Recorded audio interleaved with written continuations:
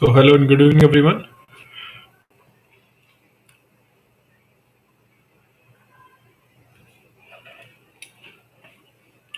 So, in last class, we have discussed about the economic history of India, and I told you about the history of economic history of India is basically fundamentally divided into two parts. That is before independence and after independence, right? Like even the history of India is like uh, before independence itself. Very few part of the after independence history is being discussed, but here in the economy the things are just like a reverse. Before independence, economic history is not matter too much. After independence, it matters a lot to get the proper understanding nature of Indian economy, right? And initial phase, it is I also told you it is divided into two parts, from 1947 till then 1991, and then 1991 onwards, which is known as reforms phase, when we have started the LPG reforms. So post reforms. So post reform phase. So a lot of means articles, magazines, right? They use this term post reform phase of Indian economy, right? So post reform, we have seen this growth or this problem or this over exceptional performance. So whenever they are going to discuss about employment or fiscal thing or RBI's policy, so they categorize in fundamentally two way: before reforms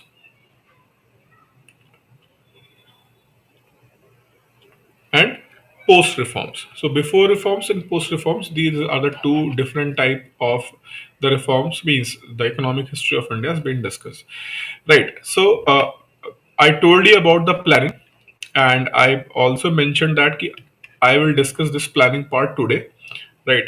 The 5 year plans, and then I'll jump to where Niti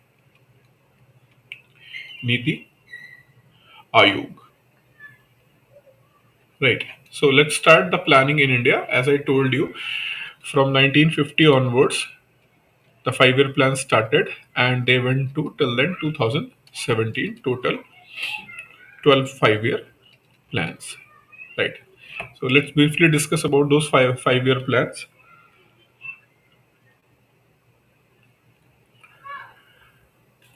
So the first 5 year plan, 19 it was established under the leadership of Jawaharlal Nehru from 1951 to 56. It was based on Harold Domer's model. Harold Domer, like in economy, when we talk about the development, right, or in broader way, it is development economics, right? So, in the field of development economics, there are many economists who suggested a particular way of doing an economic development. So, Harold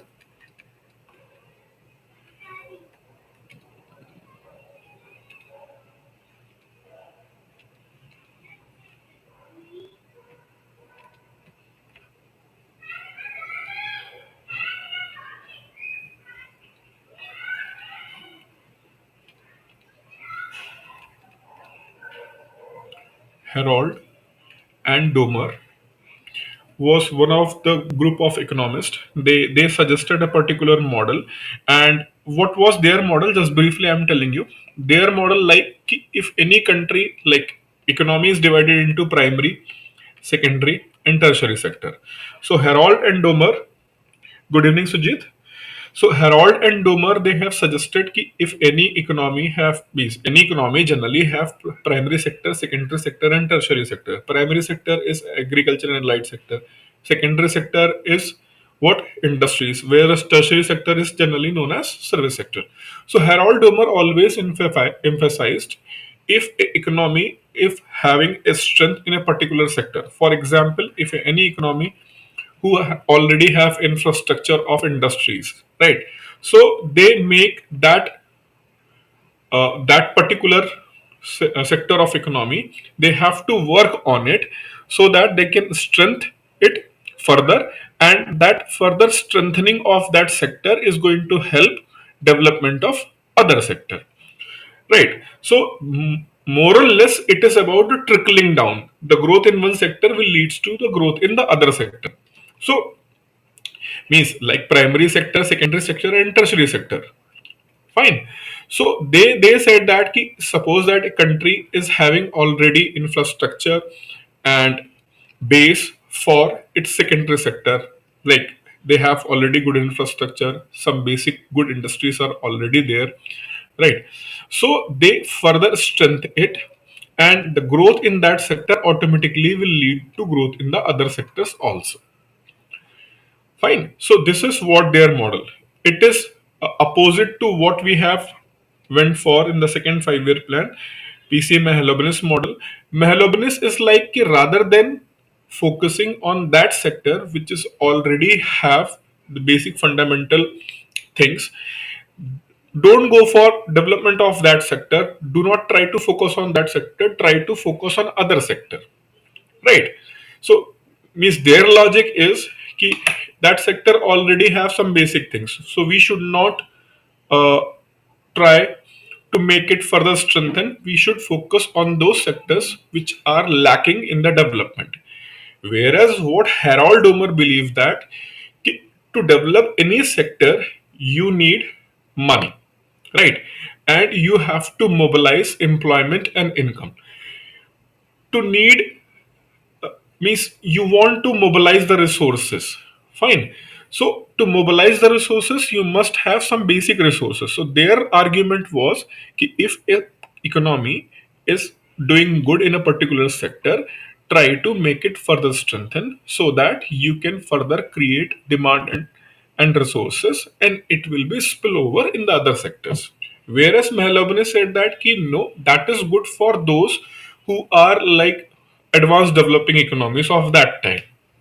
It is not good for country like India, which is fundamentally poor in all three sectors, like poor in the agriculture sector, poor in the secondary sector, poor in the tertiary sector. For that kind of the country, it must focus on basic industries like iron, steel, cement, like this. So this was the Mahalobinius strategy, right?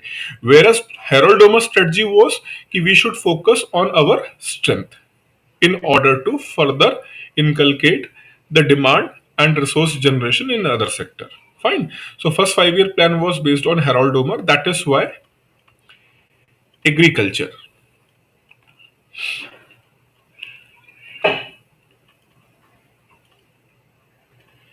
Agriculture was a focus of this 5 year plan, and the growth rate was 3.6 in this 5 year plan, where the target was 2.1. So, what you have planned, you have achieved more than that, right? But again, it was only focused on what? Agriculture sector.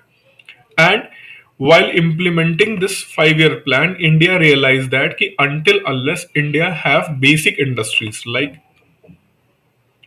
iron, steel, cement, these are known as a mother industry. Why? In order to establish any factory, any organizational, or even the IT company, you need a building, and for that building, you need iron, steel, and cement, right? So this is why the iron ore industry or the cement industry, all these industries are considered as a mother industries, right? So India realized the need of that, and finally it was PC Mahalabnis who was able to convince Pandit Jawaharlal Nehru, the then Prime Minister, that we should focus on industrial development. So the first 5 year plan was basically based on development of agri sector, whereas second 5 year plan was based on industries, right? Industry sector should be given more preference, and here it is mentioned that focus on industrial development, right? Then the third 5 year plan from 1961 to 66, right? And you know that between this, in 1965 there was war with our beloved neighbor Pakistan. We have went for a war, and whenever the war will be there, it is going to severely impact, right? When the war is going to be there, like presently you can see that war between Russia and Ukraine. Right, Ukraine and Russia, they are on war.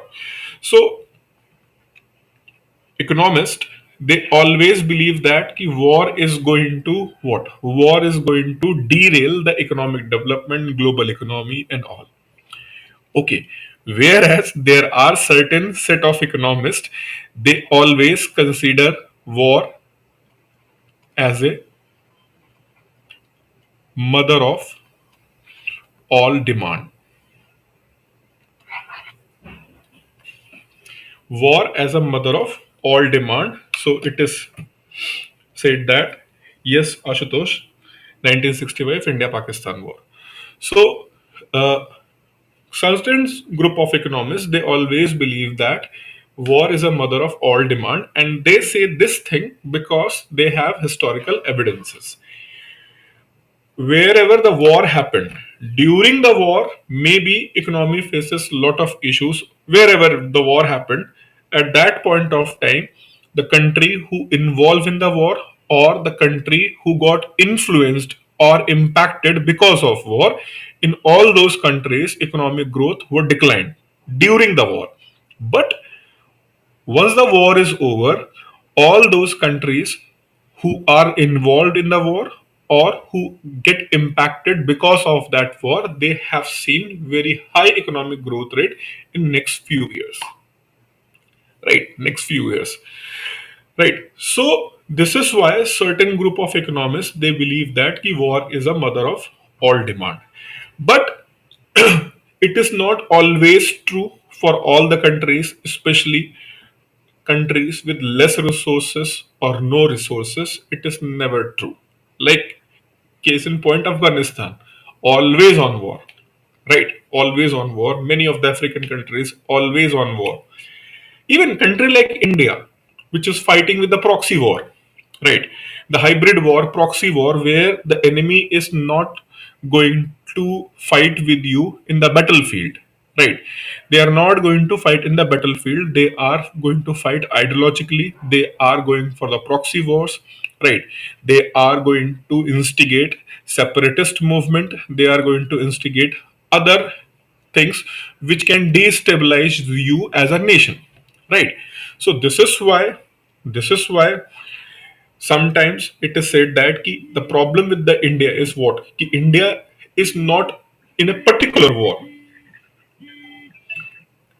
India is not in the particular war, but India is in continuous war. So because of that continuous war, India have to compromise with lot of things, like the money which can spend, right? The money which can spend in the developmental activities, that must be spent in order to make our country safe from such kind of the proxy war, right? One more example, like you have, if you will see Chinese, right, from 1950s onwards, if you will see Chinese 1950 onwards, we have fought a major war in 1962 during this 5-year plan, 1962 war, and then 1965.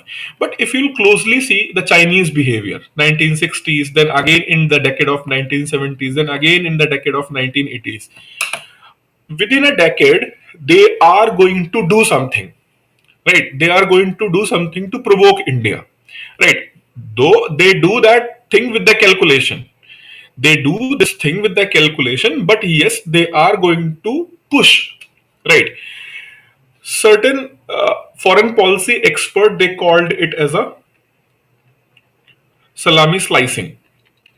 They called it as a salami slicing. So the chicken salami, you are going to cut the things in the pieces. Means suppose that this is the China and it is India, and this is the right now boundary, right? So China directly not going to, means China is claiming this part, ki this is our part, this entire part is our, this is default line right now, but they are claiming entire this part. So they are not going to directly take over this entire territory in one go. They will first take this strip, then again they will move further forward. So gradually they are going to grab the land. This is known as the salami slicing technique or tactic, right? In order to grab the land. So certain foreign policy expert, they said that ki China is doing the same thing. So if you will see the history from 1960 onwards, you will find the same thing happening. But Indian Army is also doing the same thing in the border region. But still, China, every after 15 years or 10 years or 20 years, they will do this thing. And idea is very simple. Why they do that? They know that ki land is no use for them. That land which they are trying to capture from the India, that is no use, because environment is very harsh. You cannot go for the even human habitat, right? Human habitat is not possible in that kind of the land, though there are some small human settlements, but for a big settlement it is not possible because of the climate and the environment. But still they are pushing. Why? Because if they are not going to push, India, which is having a biggest access to Indian Ocean, and Indian Ocean right now is a center point. You can see that America, everyone is interested in what? Indian Ocean. So everyone is interested in today in Indian Ocean, but this is said since last 40-50 years ki Indian Ocean is going to gain the importance over the year. When the world is going to develop, Indian Ocean is going to gain more and more importance. Now the time has came. Indian Ocean has a center point of world politics, right? So in order to rule in the ocean, you must have a mighty navy. So the idea of the Chinese is to engage India in the land forces. So every time China is going to create a threat perception in the Indian policymakers, ki we have to secure our land from Chinese. So the most of the part of budgetary allocations in the budget of armed forces, the major chunk is going to whom? The army. And government is always very concerned to save the land borders, and the required allocation which is required for navy, it is not being get. And Indian Navy is a mighty navy, but it is not as powerful as it should be. The country like India, who have economic status like this, they must have more strong navy, right? Whereas you will see the Chinese, how they have gradually become the number one navy in the world in last 10 to 25 years. So that is the classic tactic played by the China, right? So in this way, in order to achieve the economic goals, right, navy is going to play a very important role. So for country like US and European countries, their armed forces is not just to protect their borders or their country or the sovereign territory. For them, Navy, Air Force, and armed forces are there to serve their economic interest in all over the world. So it is a right time for India to think in the same manner also, right? The same manner ki armed forces and resource allocation to the armed forces is not just to protect the borders, but in order to what? Make it a kind of force which is able to protect the Indian interest in the region. And that interest is not just limited to the protecting the borders, but protecting our interest in the entire region. That interest basically economic interest. Fine. So this is the idea of engaging a particular country, diverting its attention from the development. Okay, so this is the all thing about the war. But at that point of time, India have faced two wars, and because of these two wars, all the economic resources were drained out. So there was a drought. I'm coming to that point, my dear. I'm coming to that point regarding the drought. And it was not just a 65, it is 65, 66 financial year drought. So the two war and that drought has completely drained out the resources. So third plan was not able to be properly implemented. Second thing, all the resources were drained out. That is why country was not even able to implement next 5 year plan, and that is why we went for 3 years of planning holiday, 1966 to 1969. So 3 year plan holiday. However, the significant thing with the third 5 year plan was Gadgil Yojana or Gadgil plan, dear Gadgil, from the deputy chairman of planning commission. Just give me a second. I'll be back in a minute. Huh? Just give me a second.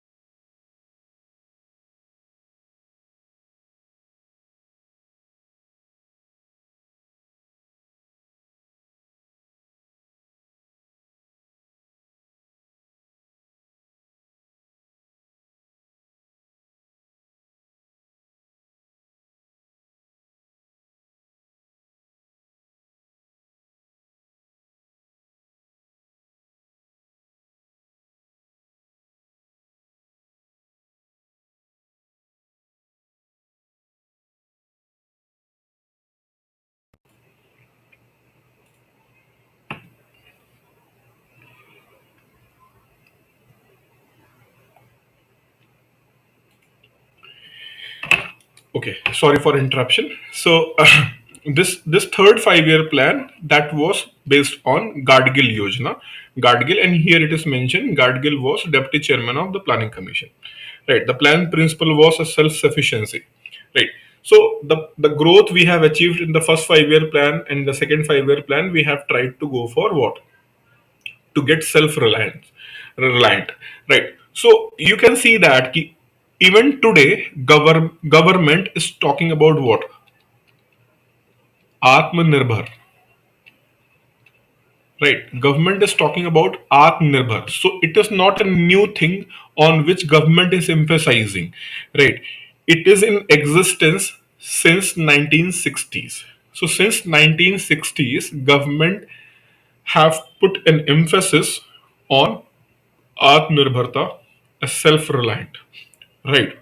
Or if you will see this kind of the strategy of the government of India, the self-reliance. So if we will put like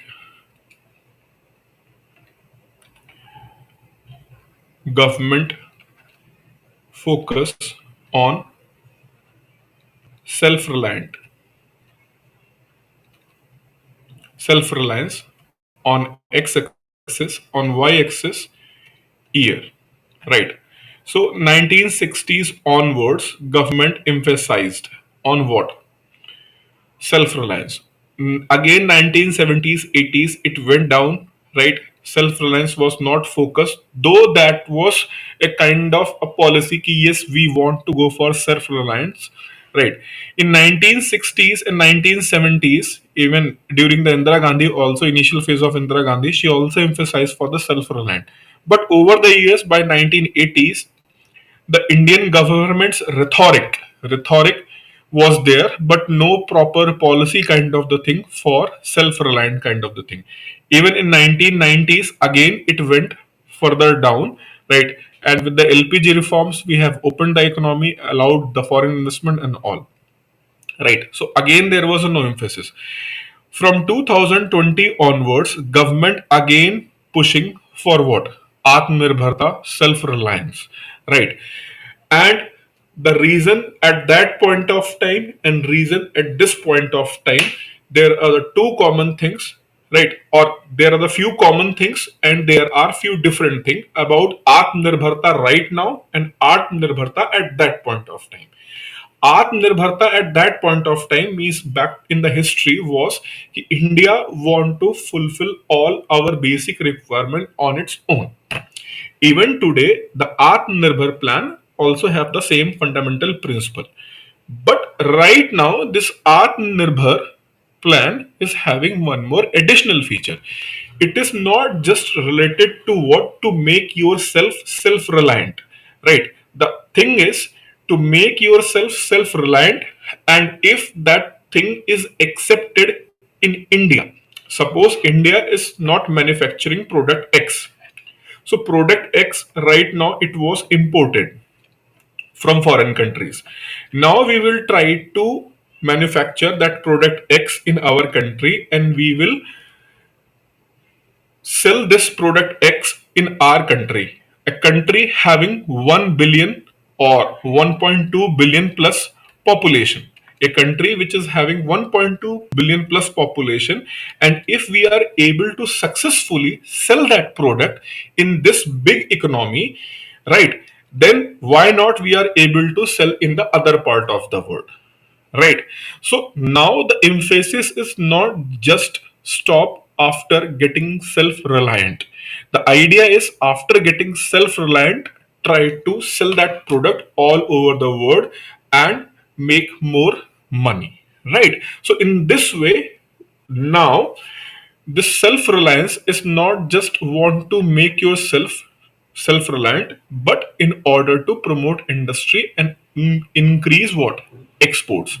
Earlier, we want to just curb the imports. Now, not just to curb the imports, but also go for more and more export. Right? So this is one of the fundamental difference between today's self-reliant and earlier self-reliant. Now, question is why we have not thought about making export oriented economy at that point of time. So there is no need to compare the political situation, overall situation. We just got the independence at that point of time. India was almost with no resources. Maybe natural resources were there, but infrastructure, all these things was not there. So that is why exporting and being export based economy was kind of an impossible kind of the thing at that point of the time.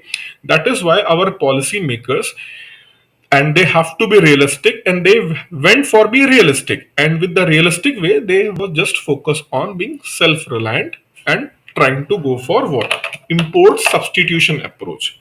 So this self-reliance was basically import substitution. Import must be substituted by the domestic product, right? This is the ultimate goal.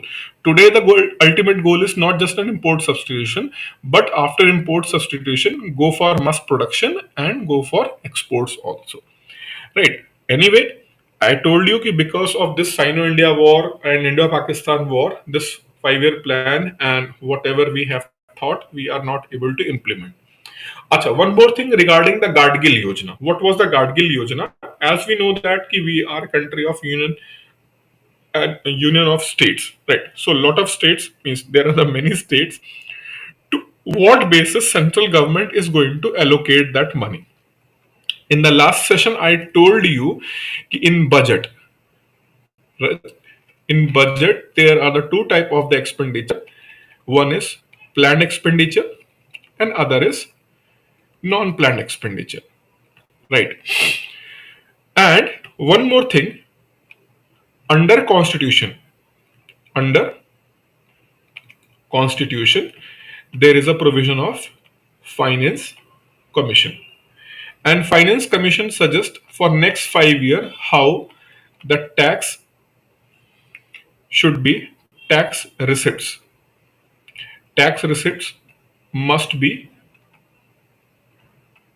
appropriated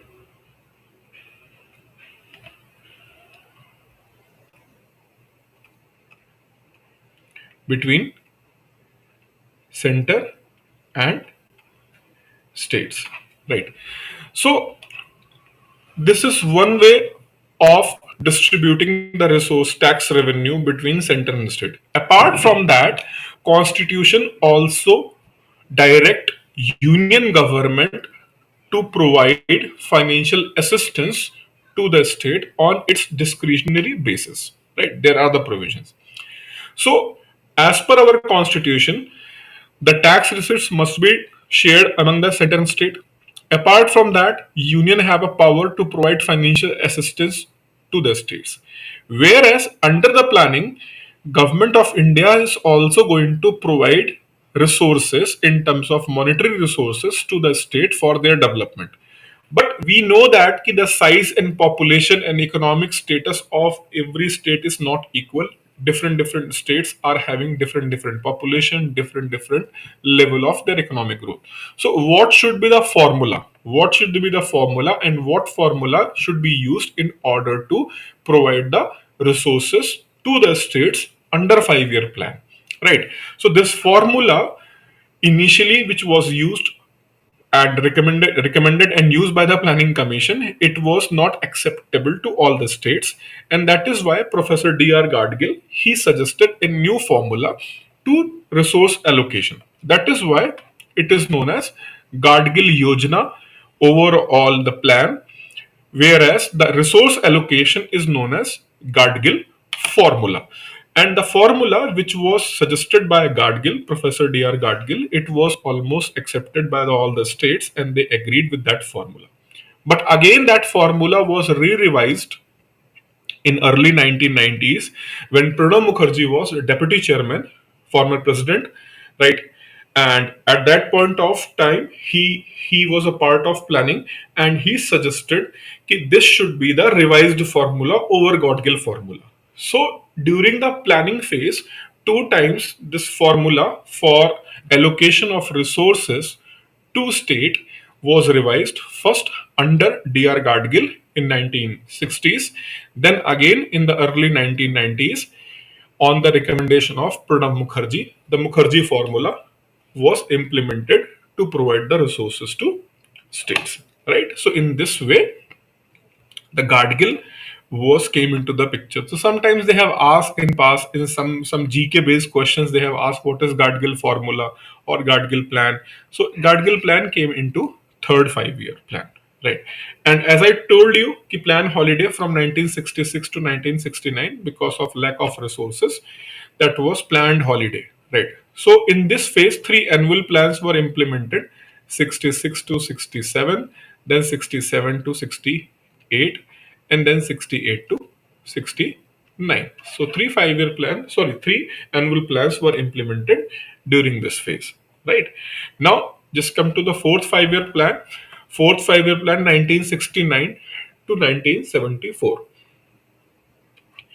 If you will see Indira Gandhi as a political leader, so she was not a seasoned politician. What seasoned politicians mean? A politician who started his political career in his uh, 20s or 30s. So he went for many political things over the year in 30s, in 40s, and 50s, like Nehru, right?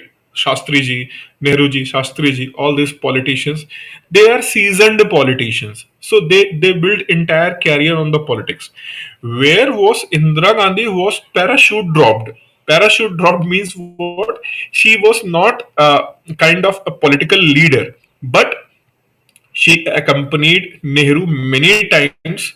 Even when Nehru went first time to Bhutan, Indira Gandhi accompanied him, right? So Indira Gandhi many times accompanied Nehru in his trips and his political things, right? And when Nehru died, right, by default, it is Lal Bahadur Shastri who got the leadership, but the political leadership in the political party, they always want to Indira Gandhi being as a center piece of the Congress party and a leadership. So finally, Indira Gandhi, after the death of but Lal Bahadur Shastri ji, she became a prime minister. And what was the idea of that leadership of Indian National Congress at that point of time? They thought that ki Indira Gandhi is not a seasoned politician. She's inexperienced. She don't know how to run a country, how to run a political party, and how to run the political affairs. So if we are going to install her as a prime minister, she is always going to be dependent on whom? Us. So we are going to rule the country, but Indira Gandhi is going to be remain the face. Right. So this was an intention of certain leaders. That's why they want to push Indira Gandhi as a prime minister. But things went exactly opposite. When she got the power, she very effectively controlled the entire power, and this is why we have seen division in the Congress. Right.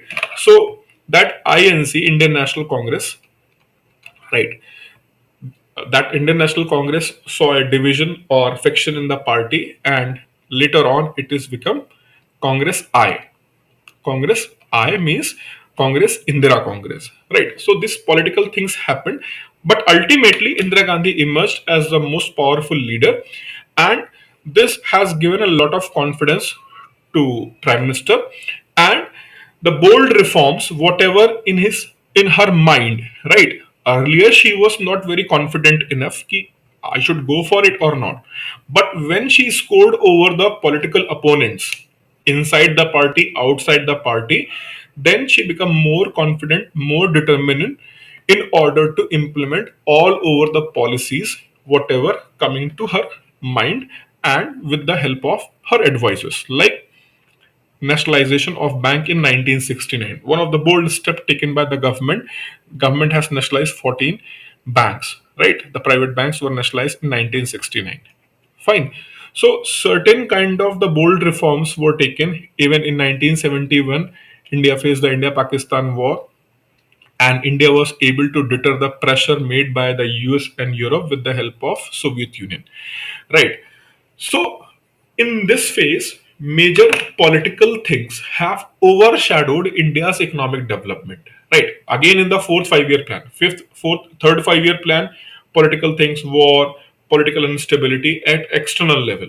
This time, during the fourth 5 year plan, internal level and external level, this kind of disturbance has not allowed Indian policymakers to focus on economic development. Right.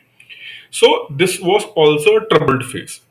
Once you will move from fourth to 5 year plan, more troubled phase started. And India went for what? India went for even an emergency, internal emergency in 1975 imposed. Though government was determined for Garibi Hatao, increasing the employment, justice, agriculture output, all these things were focused, right? Minimum need program, right? So all these things were planned during the 5 year plan. But if you will see the implementation side, you will find that most of the time during this 5 year plan, the political things overshadowed the economic things, right? So political affairs have completely overshadowed the politicians and policymakers focus towards the economic development or not.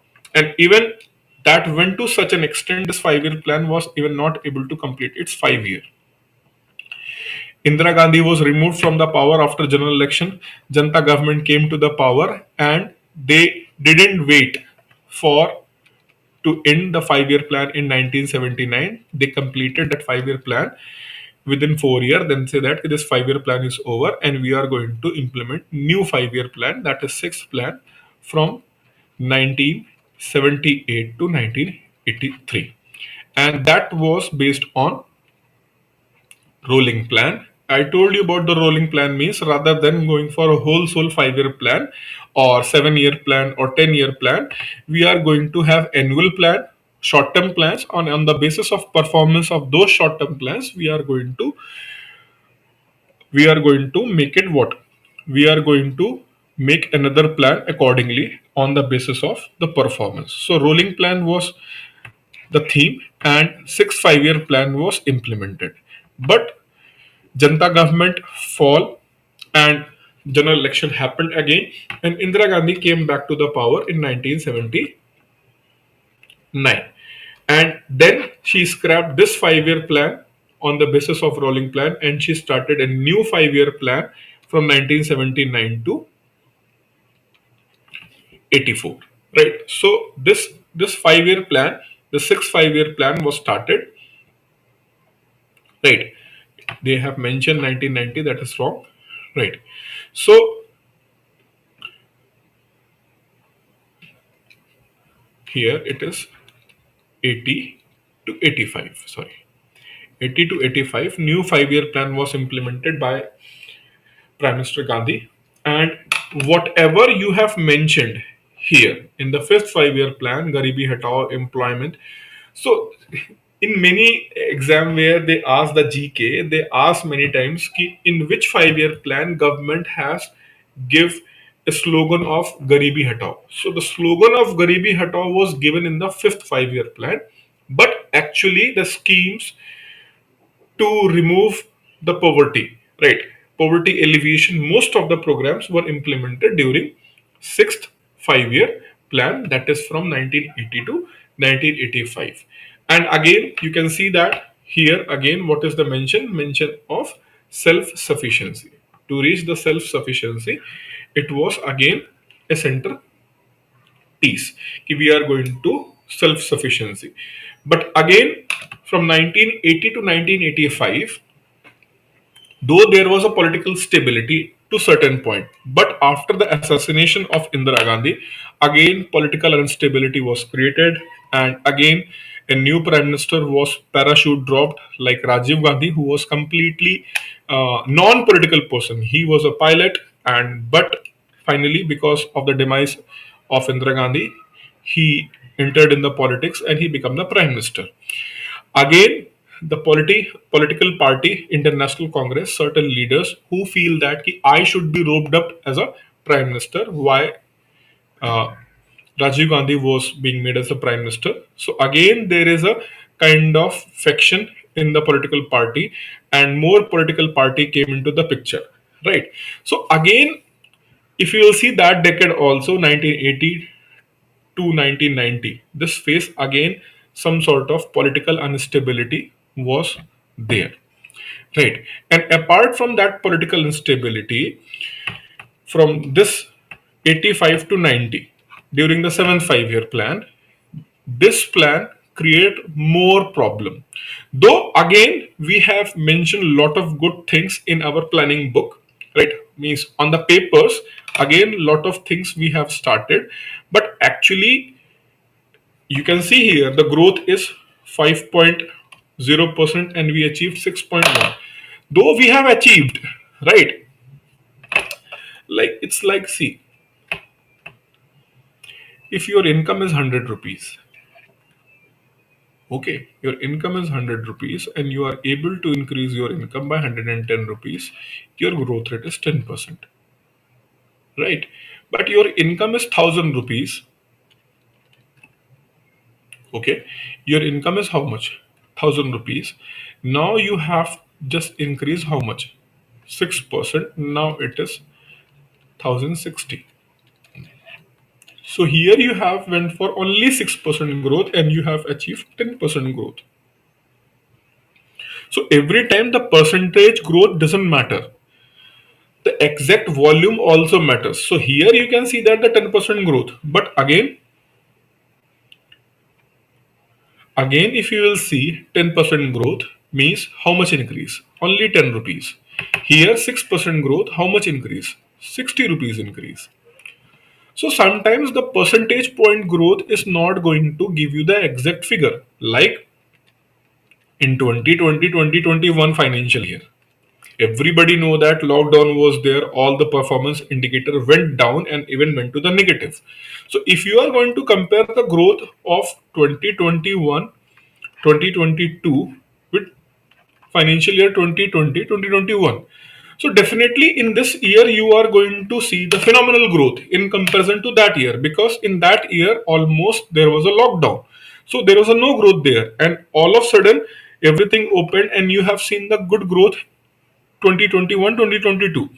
So it is also relative. So similarly here during this 6 and 7 5 year plan, growth rate was good, but actually that growth rate was not very good in terms of stabilizing the economy and achieving the goal what we have set in past 5 year plans.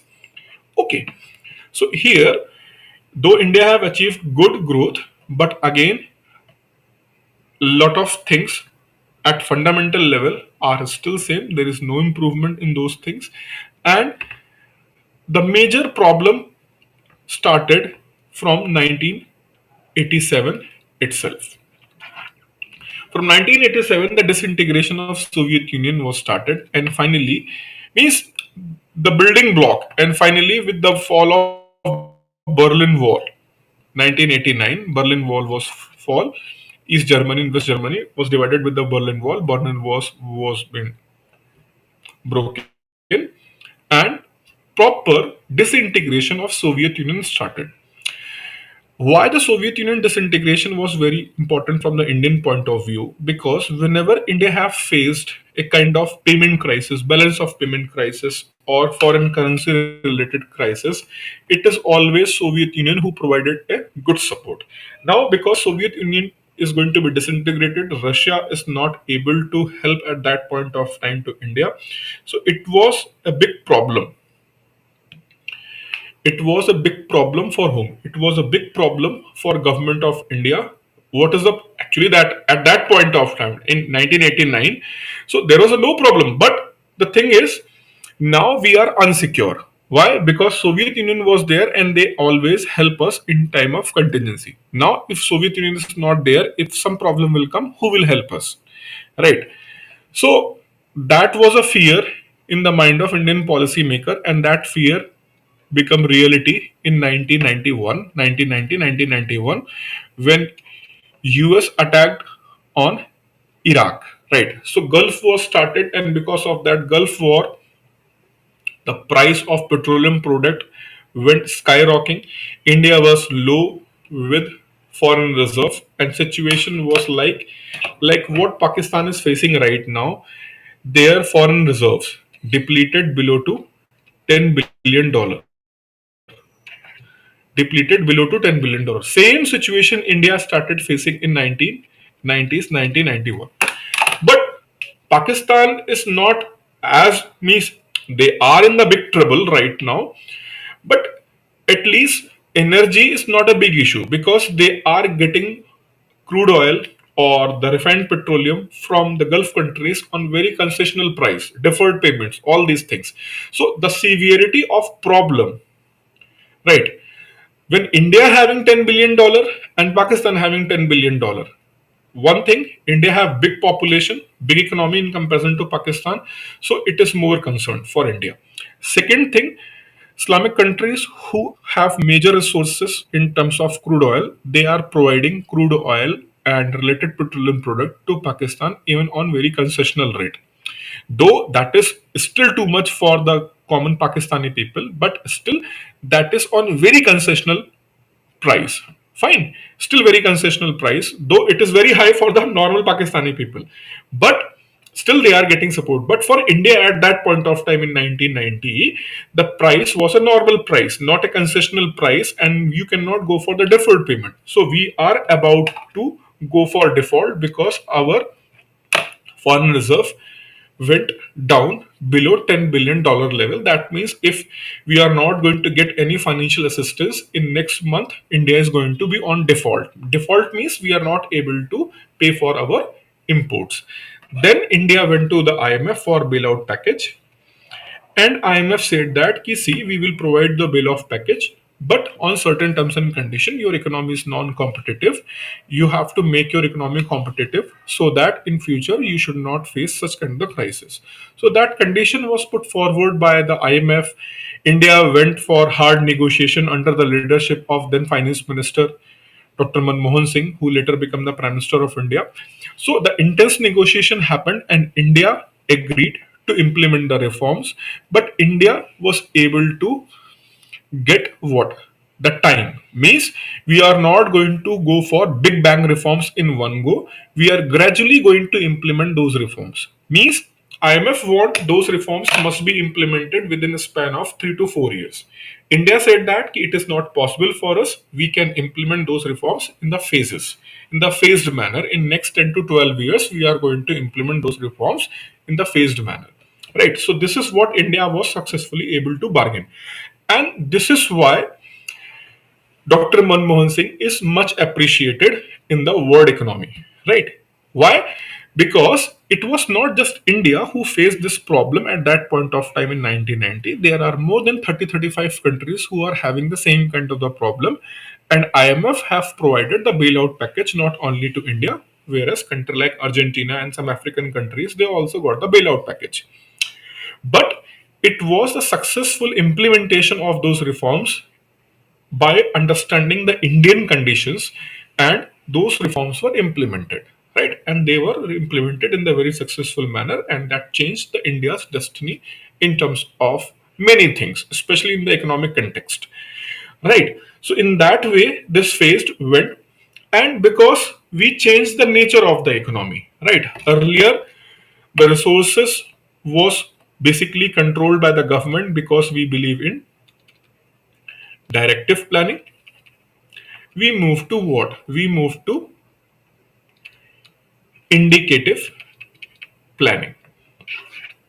Though we completely do not switch directly from directive planning to indicative planning.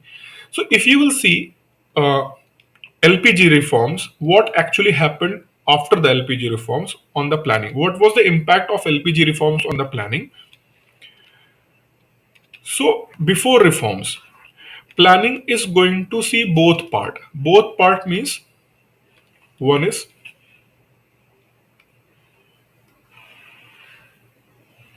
economic development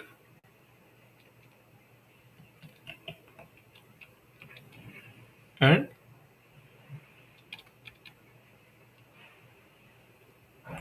socio-economic development. Now you will ask me, ki, sir, what is the difference between economic development and socio-economic development?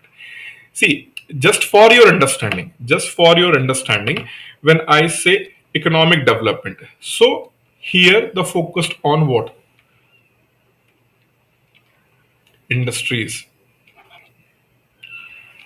and other sector under PSU led system. So we want to increase, or we want to establish certain industry. Okay, we want to establish certain industry. So how it is going to happen? Government of India is going to create a public sector enterprises like steel industry. We have established a sale, right? We want to establish a refinery. We have established IOCL, right? So in that context, planning was happening at economic development level, whereas socio-economic development level means certain kind of the schemes, how to eradicate the poverty, how to increase education level in the country, how to provide food grains. So this is basically socio-economic development planning, right? So this is happening side by side from 1950 till then 1990. But when we went for the reforms in 1991, now it is liberalized economy. Liberalized means we have to provide an equal opportunity to private sector, right? Equal opportunity to private sector to participate in the industrial activities. So this part, right, government led economic development start getting diluted.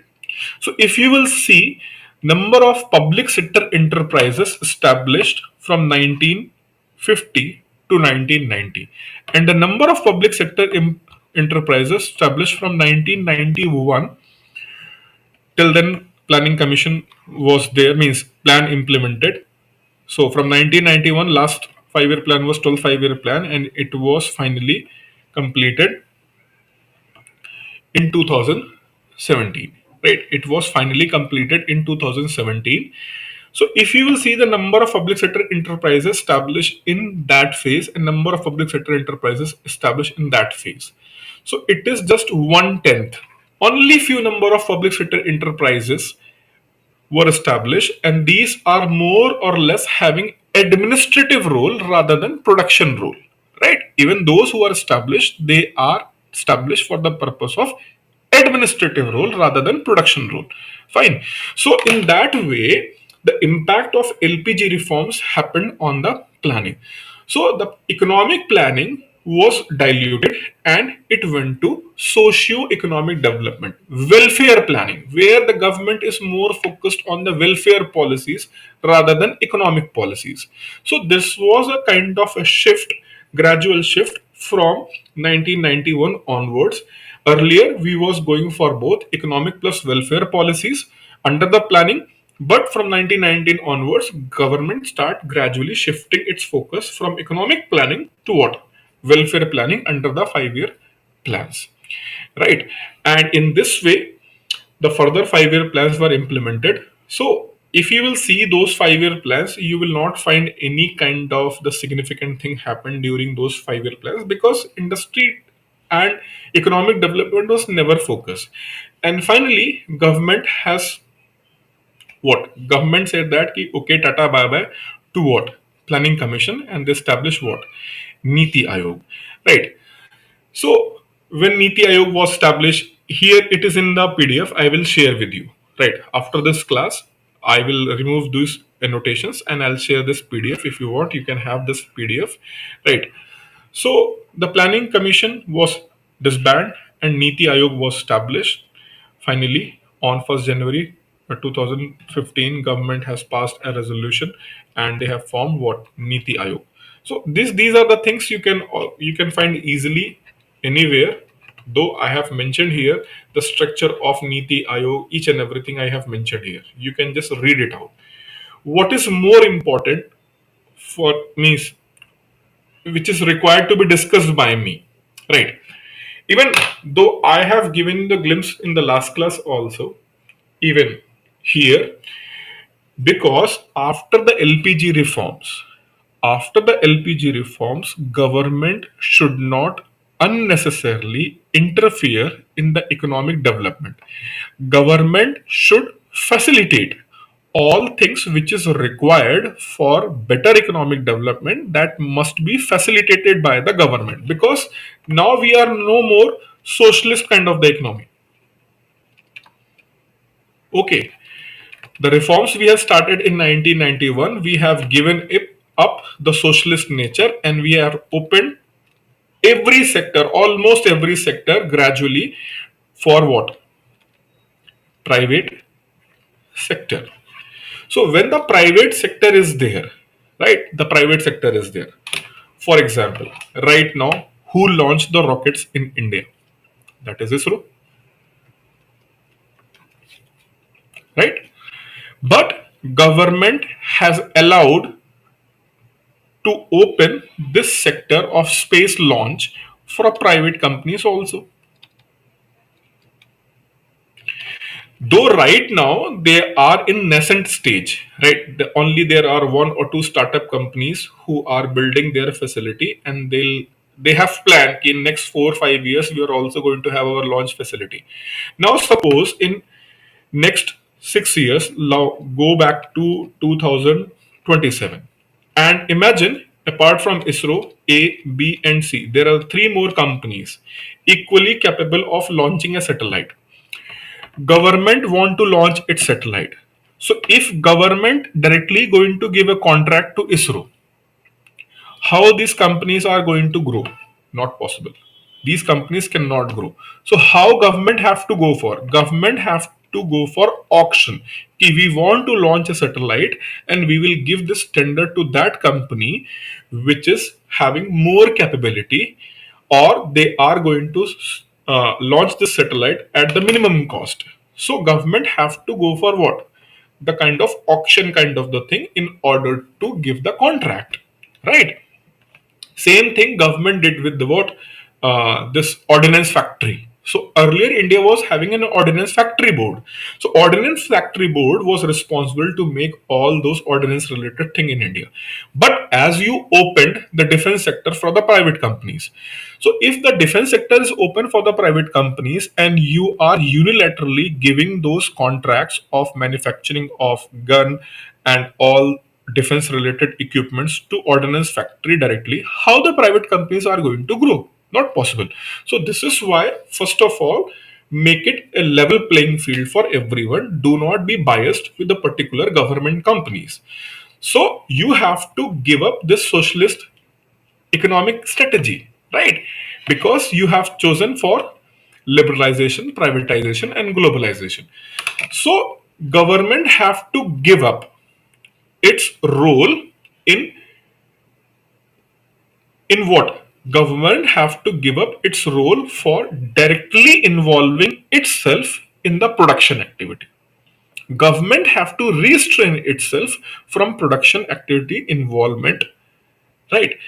And create a kind of environment, facilitate kind of the environment so that industries can grow on their own with the help of government in terms of financial help, in terms of infrastructure, make policies easy for doing a business, what we call as a ease of doing business.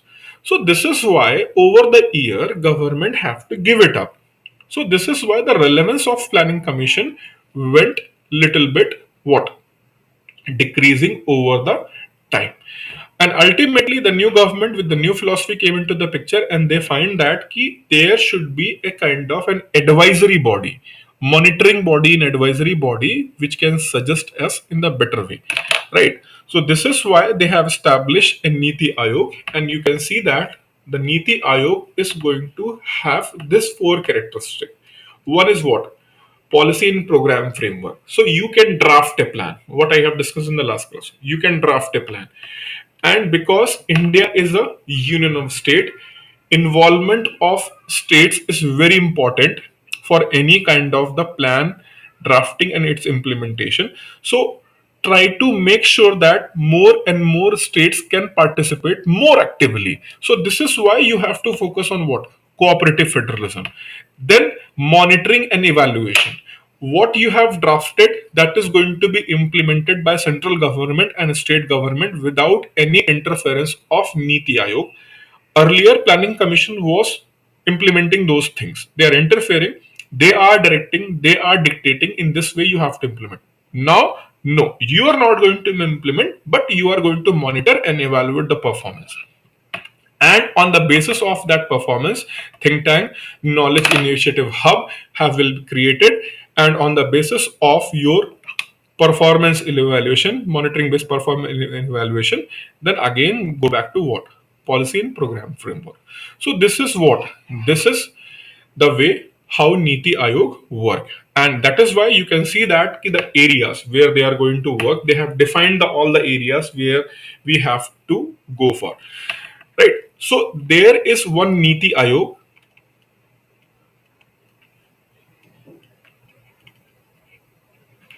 and in Niti Ayog there are verticals. There are verticals in Niti Ayog, right? So one vertical is focused on what? Agriculture and allied sector, right?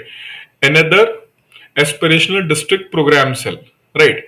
Data management, economic financial cell, education cell. So there are the different verticals inside the Niti Ayog, and every cell is focused on their dedicated work. But the fundamental principle for every cell is like policy and program framework.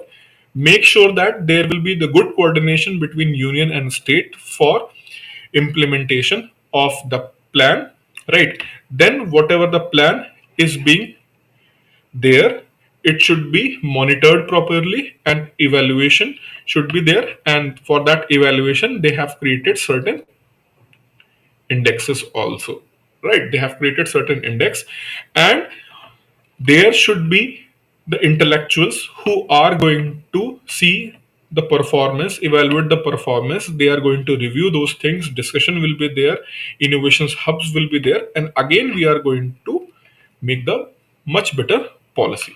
So this is what they have implemented or they are implementing. And see, over the times things were start changing, right? So Ayog was fundamentally started its work in 2015, and in 2022, after 7 years of its inception, government is going to review the functioning of Niti Ayog. Right, change is necessary and change is part of time. Right, so over the time things were changed, and now government is going to review even the functioning of Niti Ayog. Maybe certain more work will be assigned and certain work will be decreased or eliminated from the Niti Ayog domain. So this is how India do the planning, right? So this is a kind of skeleton of India's economic structure, right? And we went briefly all these things because most of the thing already taught when I took the RBI lectures, right? Here just giving you the brief about this thing, whereas certain other things like when we are going to discuss the agriculture policy, I'm going to update all those new things which came after those lectures of RBI lectures. I am going to focus on that part. So the idea of these classes is what? The idea of these classes is just giving you a touch of static part and then focus on the dynamic part. Okay, so this is our fundamental plan for upcoming lectures. This is most of this part, economic history and planning. That is entire most of the part is static in the nature. That is why we have not any significant thing in this part.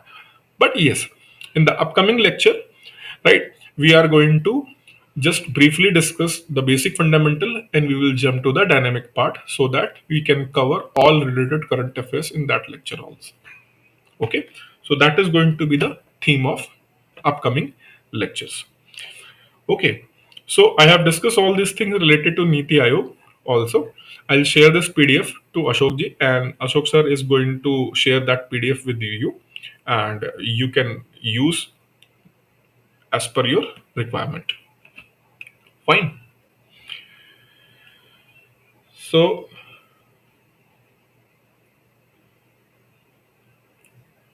time to wind up. We'll see, means we will discuss new chapter tomorrow. Okay. Thank you.